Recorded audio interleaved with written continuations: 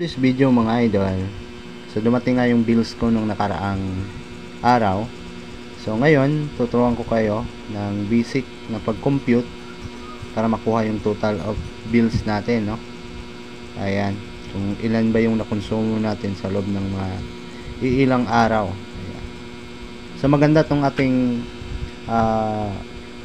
bills ngayon dahil first bill natin to dito sa bagong bahay na ating nilipatan, no? So mula nung June 11 to June 18 nakapag-consume ako ng 5 kilowatt hour, no? Ayan, yung current trading ko, ito yung nagamit ko.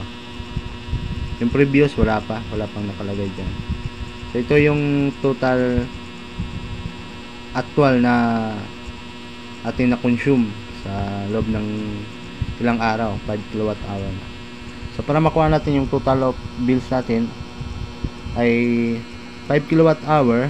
So ito yung rated ni Meralco. So per kilowatt hour niya is 11.07 per kilowatt hour. So ang gagawin natin dyan, 5 kilowatt hour ita-times lang natin sa 11.7 is ito yung total niya, 55.34 cents. So yan yung babayaran natin.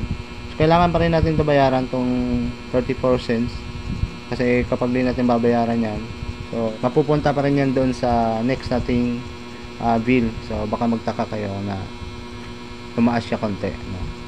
So mas mainam na huwag niyo itong kalimutang bayaran. So yun lang mga idol, ganun lang kasimple.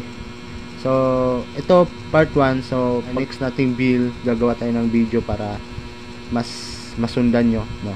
So itong video na to ay paalala para sa mga baguhan. So okay, thanks for watching mga idol, bye bye.